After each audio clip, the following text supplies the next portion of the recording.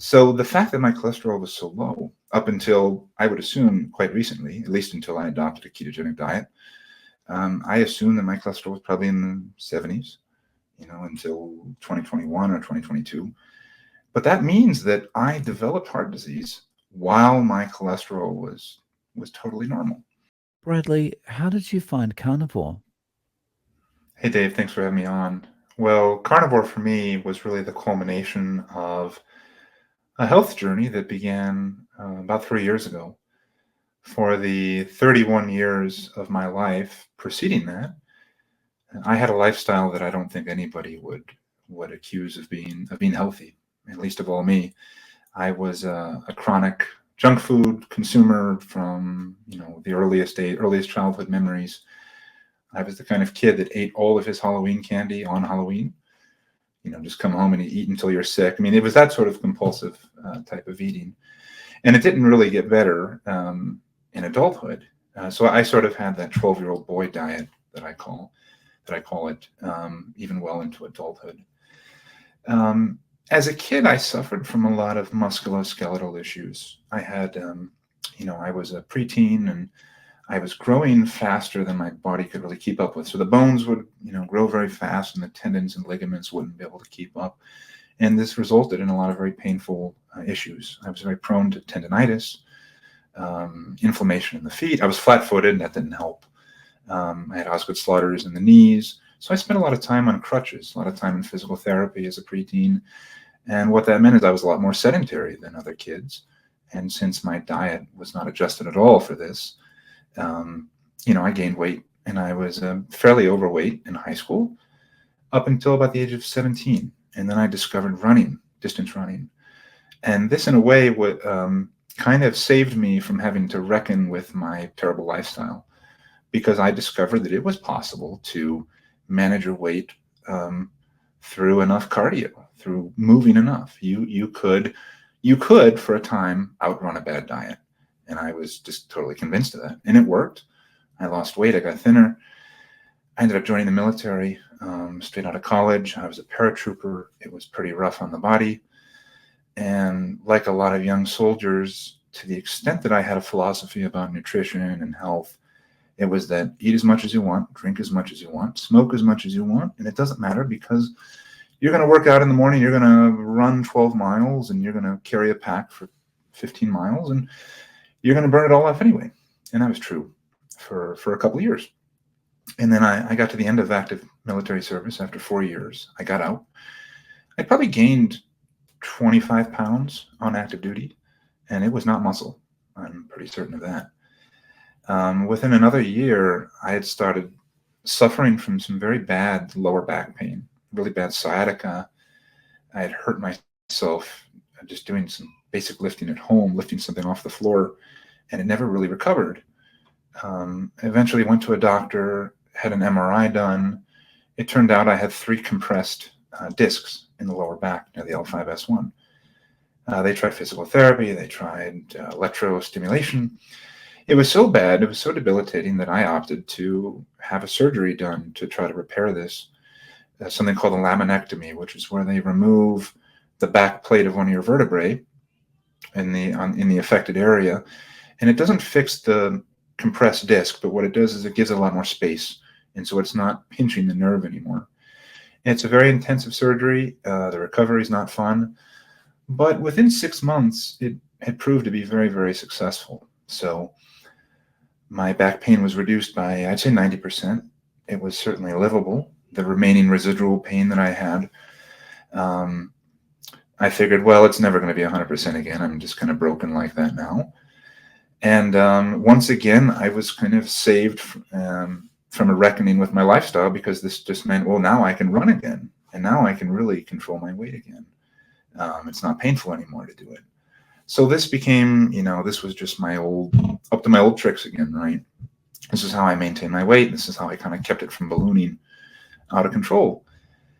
So fast forward to 2021. I had been called back to military service. I was overseas on a base in the middle of nowhere. And it was the same thing. I was eating terribly. People constantly send you junk. There's always junk food available on a military deployment overseas. It's not really part of the culture to eat healthily, on a military base. People are eating junk 24/7. We have weird shifts. We're sleeping at odd hours of the day. And I was once again managing this by running and running and running and running 6-7 miles a day. And I ran myself into the ground, almost literally. It had become so difficult. It had become such a stress on my feet, on my ankles. And I remember asking myself one day and kind of complaining to a friend. And I said, I'm running every day. My weight stays the same, or it's slightly ticking upwards. I said, how am I going to control my weight when I'm 65 years old, when I'm 75 years old? Am I really going to be running 7 miles a day?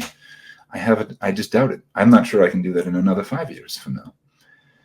So she said, well, maybe it's not about, my friend, she was kind of into nutrition and into the keto space a little bit. And she said, well, maybe it's not about calories in, calories out. Maybe it's about something else. Maybe there's something else at play, like hormones in the body. And this was a totally foreign, alien concept to me. So she sent me 2 videos. I remember them very well. And one was a lecture by Dr. Michael Eads, and it was about paleopathology. So he was giving a lecture basically about what did humans eat before the agricultural revolution, and then what did they eat after, and what were the effects on human physiology after that, and what were indigenous people still eating into the 20th century, and what was their health like. And I was really interested in that because I'm an anthropologist by training, so that was kind of in my wheelhouse. And the second video was by Dr. Jason Fung, and he was talking about intermittent fasting. He was talking about this model of obesity where, obesity and type 2 diabetes, all of these things are downstream of our hormones, being out of whack in the body. That it's not about, in other words, fat storage in the body is not about how many calories are coming in and how many are going out, but rather about which hormones are being triggered in the body to tell the body to store it as fat or to burn it. And this was a really novel concept to me. And I think it was probably helpful that I didn't really have a strong opinion about nutrition one way or another. I wasn't like beholden to the food pyramid or anything. So I was pretty susceptible to being persuaded by someone who made a convincing case like they did. And so I decided on the spot that I was going to do an experiment starting the next day, that I was going to do 2 things principally. Number one, I was going to narrow the time and during which I eat. So I was going to intermittently fast. I was going to only eat within about a 6-hour window. And then number 2, I was going to eliminate all of the processed foods, all of the junk that I was eating.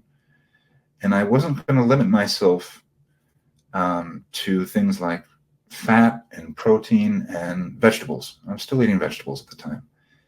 And I said, we'll try this for a week. We'll see how it goes. We see how I feel.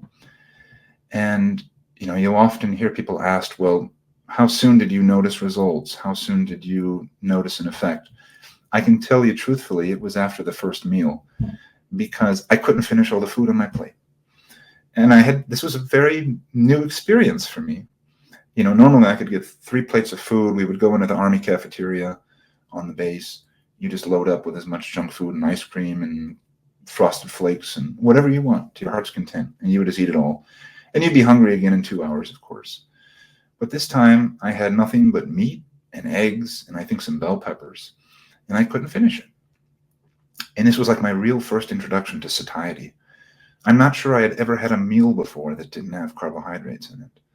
So this was very new. And I said, okay, well, first day was a lot easier than I thought. And day 2 rolls around and it's the same sort of thing. I was still running at this time. So I think that really kind of, sped up the process and the results, maybe accelerated the ketosis a little bit. And I kept doing it. I had about 6 more weeks left of the deployment. It was kind of on the tail end. And I was pretty religious about it for the remainder of that time. I ended up, in 6 weeks, I lost 40 pounds, which is almost a pound a day. All of the visceral fat on my belly had disappeared. Eventually I would end up losing about 8 or 9 inches off of my belly. So not the belt, but the measurement kind of right above the belly button. The gut, I lost 8 or 9 inches off the gut. All the sciatic nerve pain that I had that residual pain, which I thought I was going to have for the rest of my life. It vanished in a couple of days. But I think most surprisingly of all, and the thing that actually made this diet sustainable, was that my cravings disappeared. I suddenly, after a couple of days, I didn't want Oreos anymore. And it used to be where I could not, if I was driving at night and I drove past a gas station, it didn't matter what time of the day it was, I was going to stop and I was going to get a snack. I'd get a Dr. Pepper, I'd get a bag of Cheetos, a bag of popcorn, $8 or $9 worth of snacks. And totally empty calories, total junk. And now I could suddenly walk past this. You could put the food in front of me. You could hold it in front of my face. And I just had no desire for it. It was the strangest thing to me. I might have mentioned I was a very heavy smoker from the age of about 18 onwards, and a pretty heavy drinker as well. I didn't drink often, but when I did, it was basically binge drinking. And both of these things tapered off significantly when I started on a ketogenic diet, really without intending to. I just naturally did these things much less, to the point where I stopped smoking completely last year. And then drinking is extremely rare now. And if I do drink, it's maybe a shot of tequila and it's one, rather than, back in the day, if I was going to drink, I only drank if I was going to get drunk, which was going to be every time I drank. So it was going to be 6 or 8 beers, if we went to the bar. But suddenly I just had lost interest in these things in the way that I lost interest in the sugary foods. So I came home that summer, looking considerably thinner than everyone else who had endured COVID here in the States, because I was overseas during most of the first year of COVID. So I felt great. I kind of retooled the diet when I got home. I was able to eat more quality foods, source the food a little bit better. At about the 1 year mark, I switched. I kind of got away from a ketogenic diet and went more towards a carnivorous diet. I didn't really like vegetables that much anyway, so that was pretty easy to get rid of. I really like fruit, and the problem is I like it too much. So I tended to I would get a pineapple. I could sit there for 3 hours eating nothing but pineapple, hour after hour. And so I said, well, get rid of that because I have too much of a sweet tooth. It would give me mouth sores and everything. I'd eat it with honey, so I was just getting way too much sugar. So I get rid of that and went more strictly carnivore. And about the same time, I reintroduced resistance training. I started lifting weights. This was the first time I had really touched any weights since my surgery 3 years earlier. I was convinced after that surgery that because of the back injury, it would be too dangerous to ever lift weights again. I was kind of scared to do it, honestly. And I remember when I reintroduced weightlifting, it was like just the barbell. I was that nervous. But within a few months, I was actually lifting more weights on the carnivore diet and reintroducing resistance training.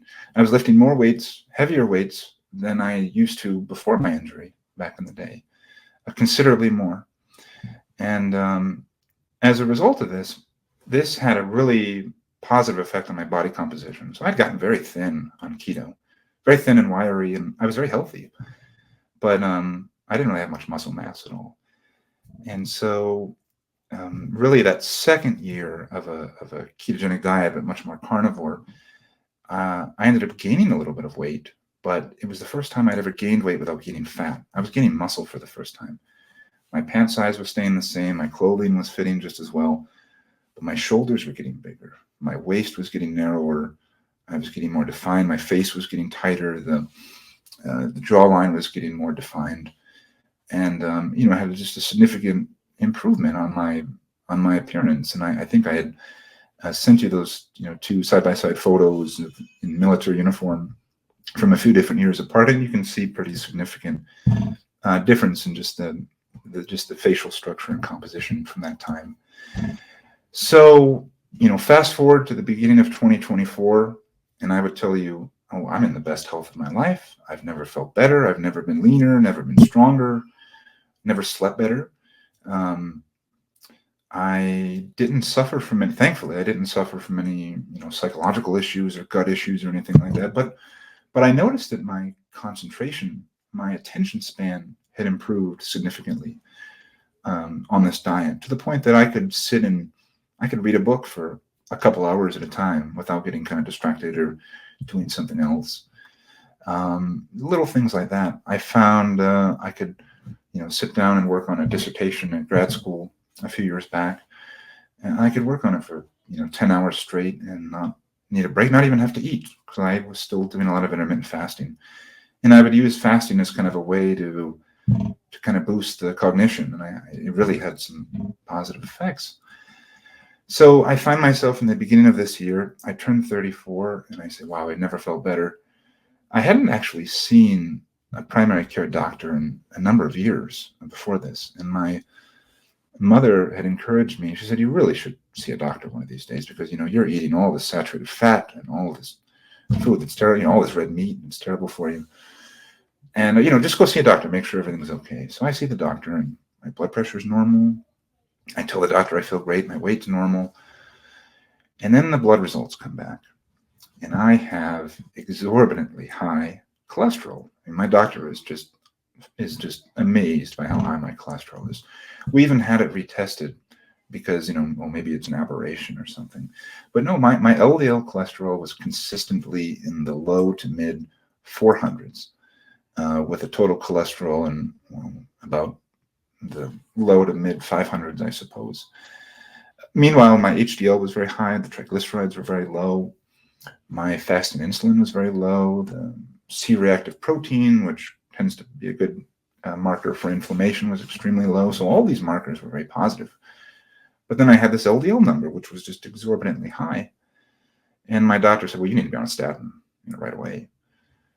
And I remember asking, I said, well, could you, because I didn't know anything about cholesterol, honestly, at the time. And I said, well, could you try to, put this marker in the context of, the wider health, the wider person. I said, because I feel great. I think I look the best I've ever looked. And all these other numbers are great. So what does this mean? I can't tell. I don't feel that my cholesterol is high. And she said, well, it's high and it needs to be low, right? That was kind of the gist of it. There was no contextualization, in other words, in the broader health. So I had a couple of referrals that came out of this. One was to get a CT scan, which I was pretty eager to do. I was curious to see. So that result came back first, and I have a positive CAC score. It's a 10. Which sounds low, except for the fact that I'm 34. And generally, people in their 30s do not have positive CAC scores. So as I understand, plaque takes some time to develop in the body, or in the arteries. And I was sort of left with this question, because my doctor was saying, okay, well, you have this exorbitantly high cholesterol and you have heart disease. And heart disease runs in my family. Actually, very high cholesterol runs in my family as well. So maybe I have familial hypercholesterolemia, because several of my relatives do. Well, then they found, we managed to find actually my old medical records from the military, which had some lipid panels back from 2015 and 2016. And my LDL cholesterol back then was, for 2 years in a row, was 73. And now it's 444 was the most recent test. So that means my cholesterol went up 600% in the past 7 years. Now, my doctor said, your numbers used to be pristine when they were in the 70s. Now they're atrocious. Those are the adjectives that she used. But what was my lifestyle like when my numbers were pristine? Well, I was a chain smoker. I was a heavy drinker. I was 40 pounds heavier. I was in pain all the time, various injuries. I was very injury prone. And I was not a picture of health by any means. But now I find myself, in the best health of my life. And it's the doctors that are trying to convince me that something is terribly wrong. Best healthy life, but the doctors are like, no, it's not good. You're sick. You're sick. Believe me, you're sick. So it's usually the opposite case in the military, where it's the soldiers are saying, no, something's wrong, doc. You got to fix me. And the stereotypical solution is, well, here's 800 milligrams of ibuprofen, here's some water, and I'll get back out there. I had the opposite problem, where they're telling me something's terribly wrong. You need to fix everything about yourself. And I'm like, no, I'm fine. Really, everything's all right. So the fact that my cholesterol was so low up until, I would assume, quite recently, at least until I adopted a ketogenic diet, I assumed that my cholesterol was probably in the 70s, until 2021 or 2022. But that means that I developed heart disease while my cholesterol was totally normal. And so that raises the obvious question: what is the most likely culprit for the development of arterial plaque? Is it the fact that I eat ribeyes and ground beef, all the time now? Or is it the fact that I smoked for 15 years and I drank for 15 years and I had a terrible diet for 31 years of my life?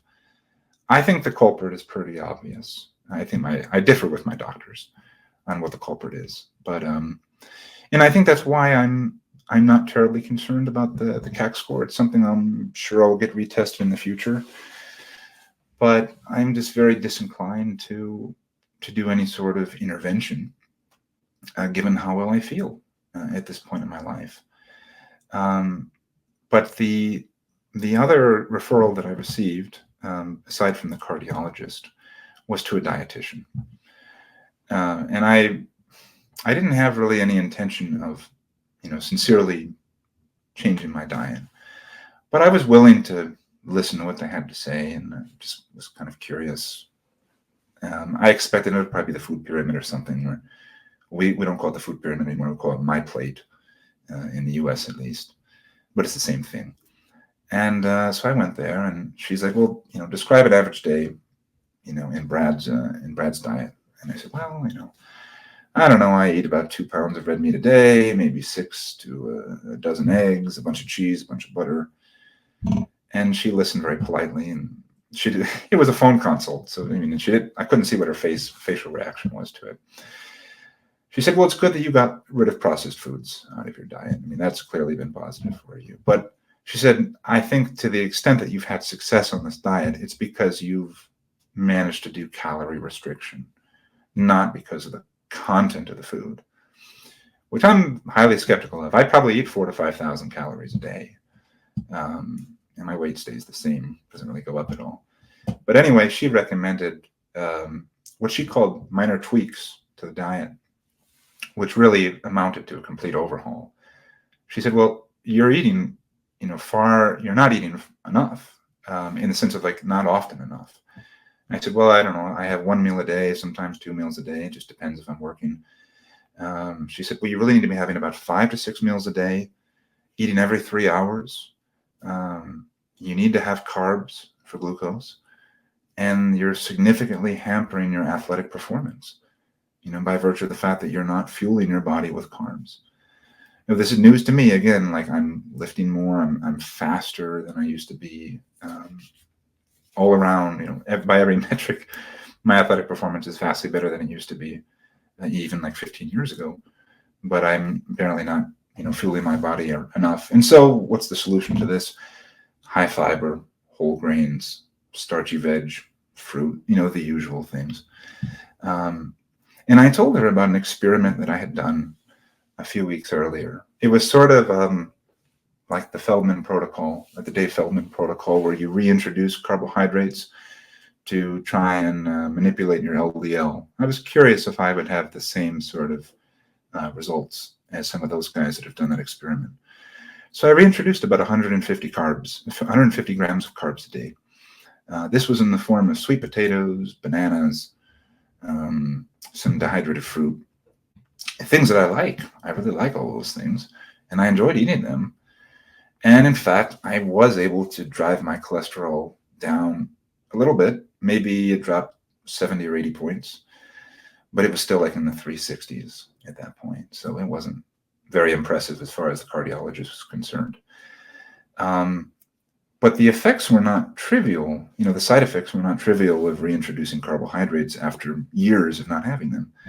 I had digestive issues. I had bloating after meals. I actually felt my sciatic nerve pain start to creep back. I could feel it when I was walking around or when I would wake up.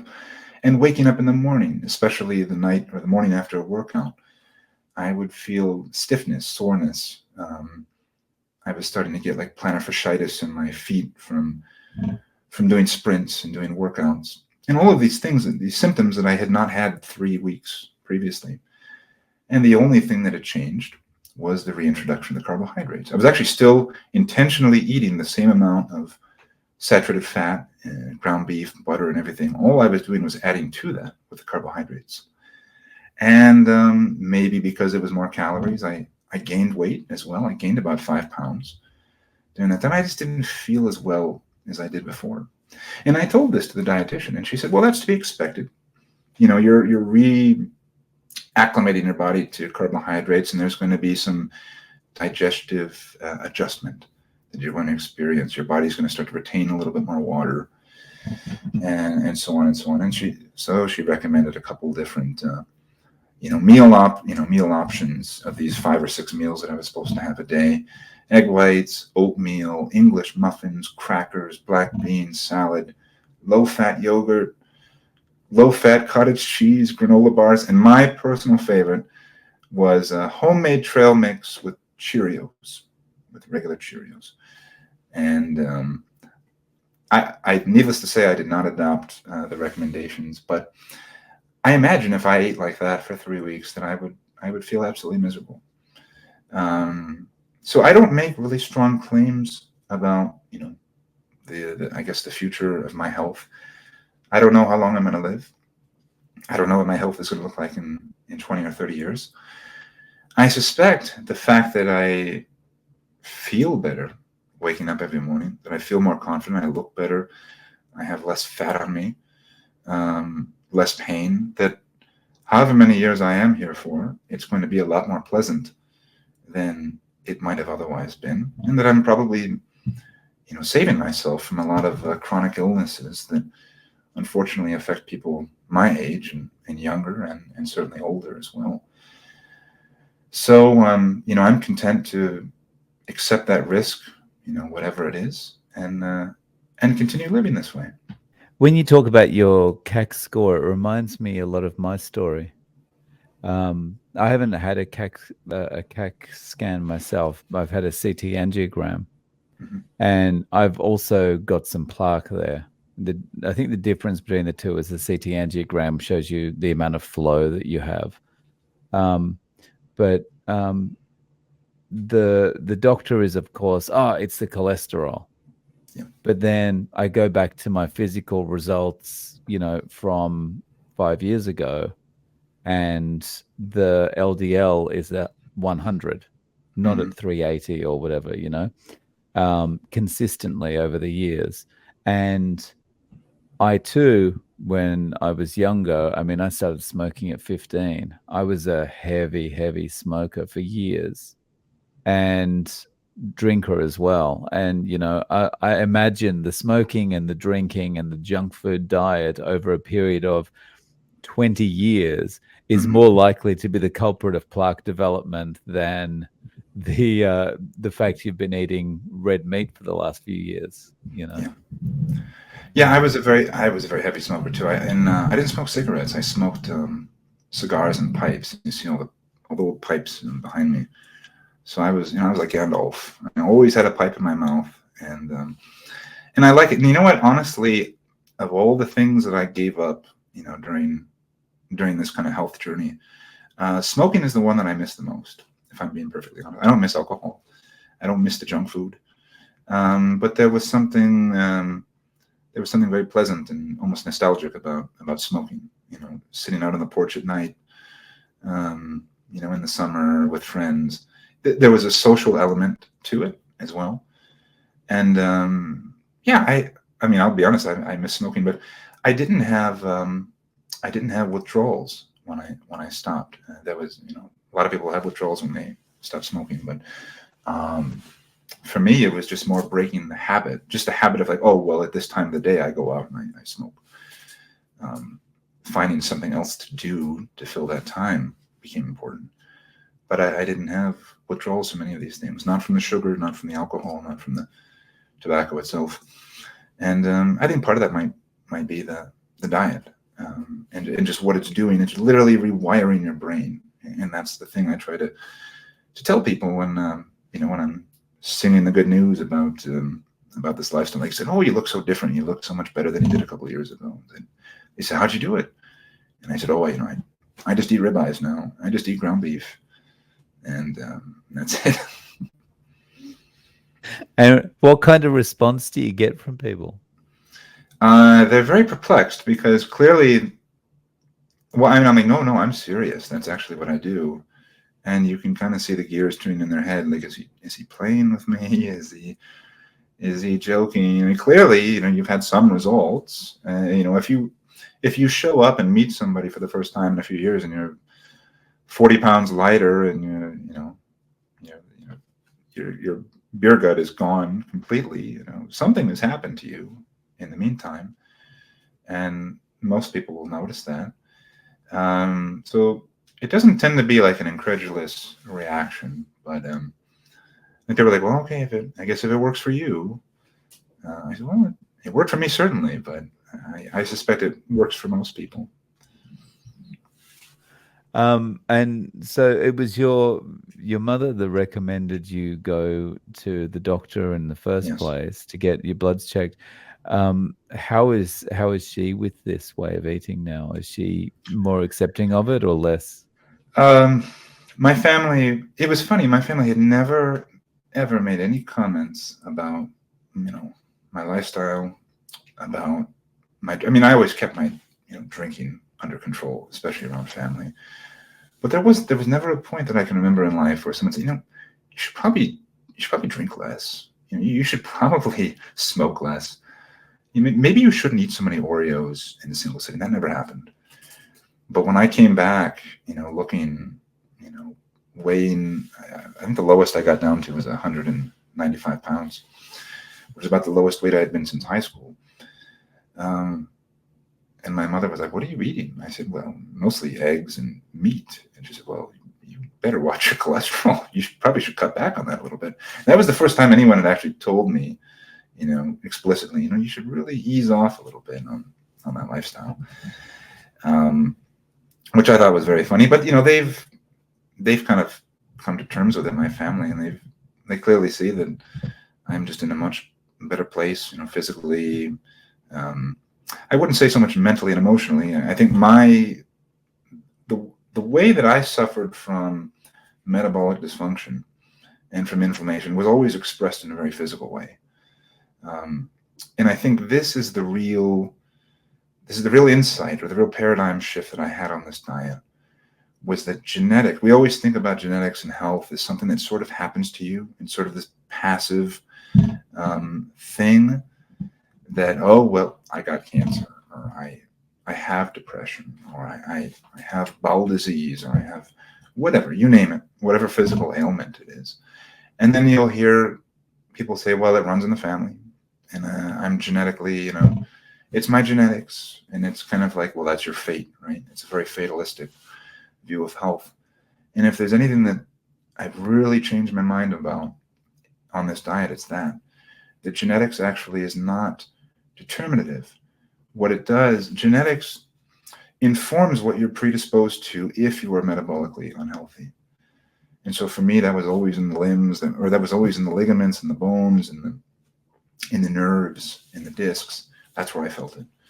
But other people, it's skin issues, it's eczema, it's acne.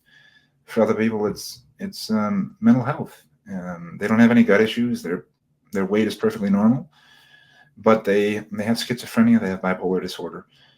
And once you see that, you can't unsee it. Once you see how terrible nutrition is just around the world, around the country, just around your town, you really can't unsee it. And I think but it's so empowering knowing how closely, within your grasp, actual health is, no matter how far down the road. You have some great guests on who are, much older than me, have all these health problems that most people would just write off as hopeless. And yet they find themselves achieving the best health that they've ever had in their lives at the age of 85 or 90 years old. And that just shows the power of this diet, and shows too that genetics is is just less determinative of our health and happiness. Yeah, it's really, I mean, I guess it's the marketing messages. It's just the things you hear from your doctor all the time, like you're just getting old and all this kind of thing. But it's really criminal that we've got to the point where we all just have this belief that, I drew the short straw. Yeah. It's, yeah, really bad. Yeah, I'm something that stuck out that the cardiologist told me. She said, hey, look, you're in your mid-30s now. And I'm telling her about, I feel great, nothing hurts, blah, blah, blah. And she's like, it's normal. You get to your 30s and 40s, especially if you've been in the military and beaten yourself up a lot.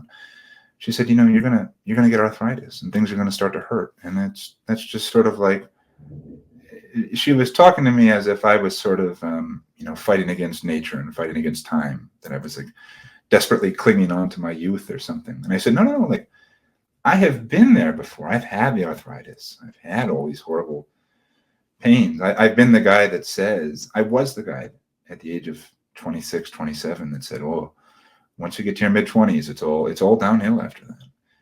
And it is true if you believe it. It's true. But it doesn't have to be the case. That's what I learned. When you look at other species, I think you can kind of see what we've been doing to ourselves, right? So if you go to the zoo where they really take care of the animals and they feed them their proper diet and they try to make the conditions as perfect as they can for them, those animals always look great, right? But then you go into someone's house and you look at their dog or you look at their cat, and especially dogs, right? Because dogs will eat anything. You look at the dog and it's being fed the treats, it's being fed the same things that the family are eating during the day. And the dog is going downhill at a similar pace to what the family's doing, right? Yeah, absolutely. And this is the funny thing too. And I think the reason that paleopathology video that I first watched about, the ancestral human diet that Dr. Eads was talking about, what was so appealing to me about it was thinking, I remember just naturally thinking while I was watching that, I said, a lion in the jungle, he doesn't count calories. He doesn't, when he kills his prey, he doesn't sit there and measure out with his paw, like, okay, well, how many servings do I need to have to just, do calorie maintenance or weight management? And you look at all of the advice, all of the nutrition advice. I mean, aside from the fact that it's just bad, aside from the fact that it's just bad advice, it's also silly advice. Because how does this make sense? That, it requires a PhD to understand what to eat, to just function as a human being. I mean, we're an animal species like all the other species. There must be some sort of diet that we evolved on, that we evolved to eat. And how could it be that the healthiest foods or the recommended foods have only been in existence for about 120 or 130 years? I mean, people lived to old age, prior to 1900. Now they died of horrible infections and broken limbs and all these things that we would easily survive because acute medicine was very primitive. But, it was possible to live to old age, to live a full and healthy life, in the pre-industrial society. And it was just the logic of it when you think about it. All these other animals in the wild, they somehow don't get fat and they don't get emaciated either, unless there's like a famine or something. They're fine. They are perfectly healthy and agile and running, and until they die a violent death, maybe, but it wasn't due to chronic illness and disease and all these other things. Yeah, there's none of them shooting up insulin after they've eaten anything, So all things being equal, assuming your numbers stay as they are, the way you're feeling now, is this going to keep you on this track going forward? Yeah, absolutely. I don't see any reason to change. And, that little experiment that I did last month, I think was very instructive for me. It just sort of reinforced, like, wow, this is really working well. And I noticed even from 3 years ago, on those rare instances when I when I cheated or had a cheat day. I didn't have planned cheat days. I think that's a terrible idea on any sort of diet, really.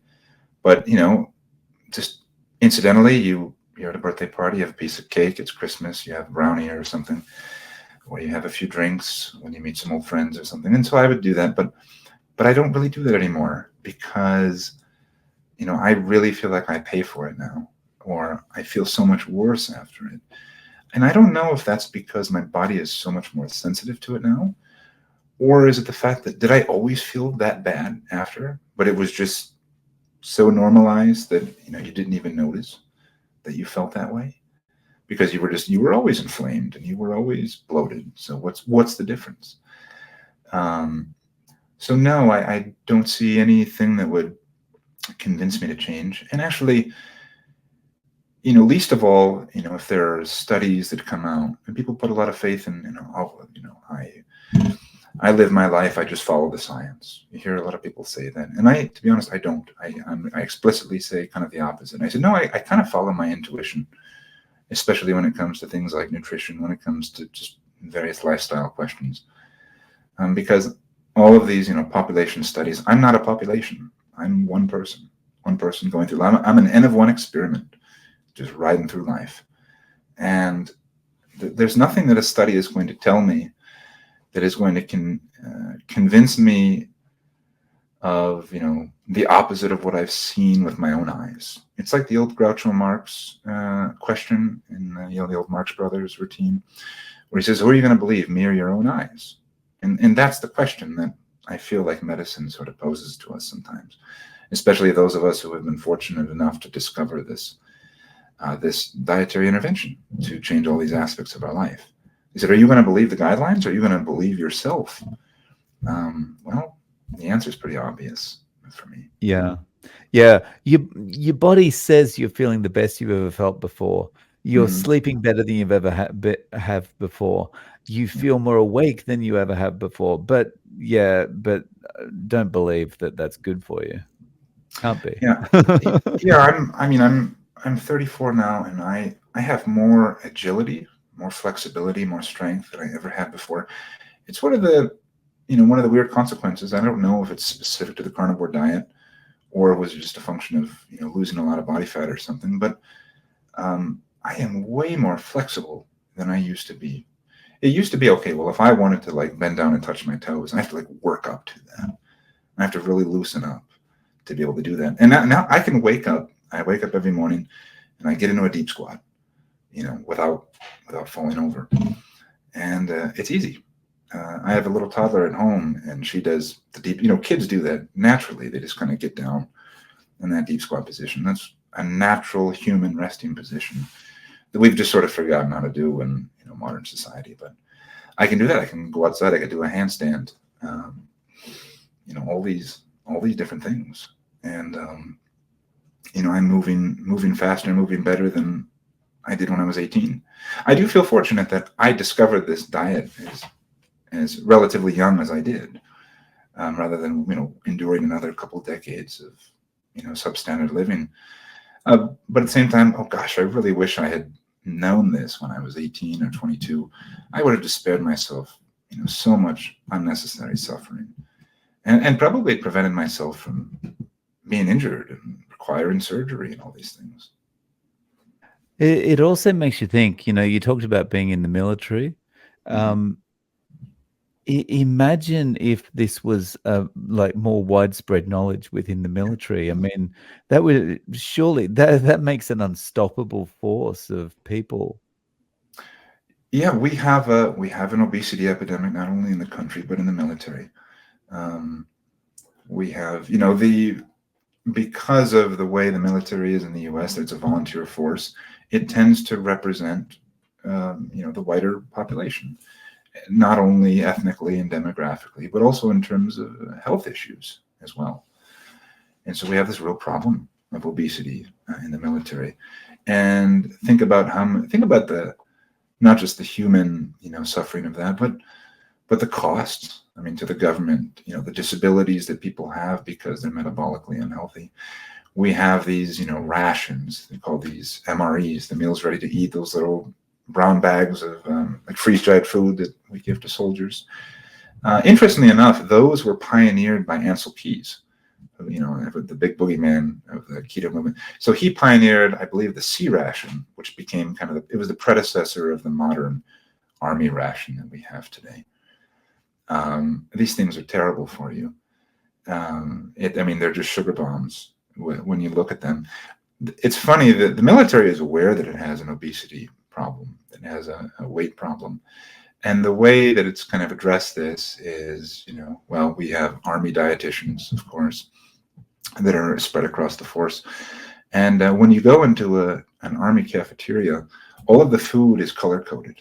So there'll be kind of a sign that says, okay, chicken and steak and eggs and whatever, and there'll be a different color associated with each one.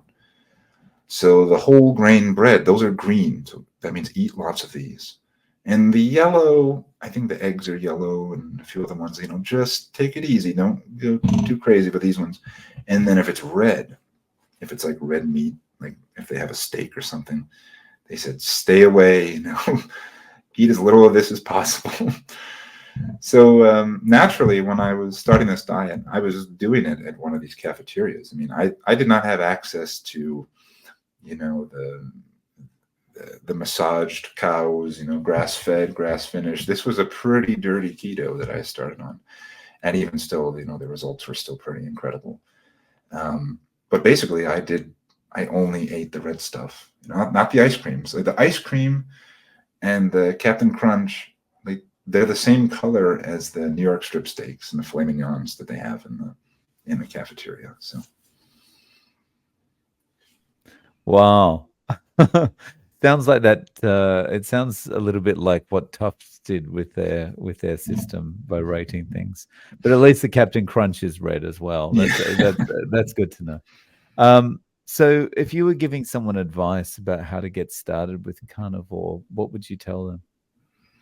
Well, kind of to my last point of, I think people in the beginning, when they're sort of researching it, when they're considering this, they get a little wrapped around the axle about maybe the quality of the food. And I think that maybe has importance in the long term. I like the expensive cuts of meat as much as anyone else does. But the truth is, if you are in a very metabolically unhealthy state, you don't need the finest, grass-finished meat. You could go to the local grocery store. You could get the cheapest cut of ground beef in a pack. Here in the U.S., at least, it's $3.50 a pound, and that's a whole meal. I can eat a pound of ground beef. If I did that twice a day, okay, I can live off of basically $6 or $7 a day eating that. So it's not very expensive, but not making the perfect the enemy of the good. Focus on what you're eliminating. Focus, if you have the motivation to actually do this, don't half-ass it. Don't say, well, I'm going to moderate I love my Captain Crunch, so I'm going to have a little bit, just half a bowl of Captain Crunch. You will have a harder time on the diet trying to moderate the bad foods than if you just eliminated them completely. Because a lot of people, myself included, we can't moderate these things. If you have one Oreo, you're going to have the whole sleeve, or you're going to want to have it. So the best thing to do is to just abstain from it completely. And I think in the beginning, it's not about the quality of the food that you're eating. It's about getting rid of the junk and getting rid of it completely. Nice. So Bradley, do you have any way of reaching out to you if people want to get in contact, social media or anything like that? Well, I'm not very active on social media, but people are welcome to look me up on Facebook. They should be able to find me there, Bradley Brinka, or they're welcome to send me an email. You're welcome to put it in the description. It's bradley.brinka@gmail.com. So always happy to talk to folks who are on the same journey. Sure. I'll add those to the show notes. Bradley, thank you so much for coming on and sharing your story with us. I really appreciate your time. Thanks, Dave. Thanks so much.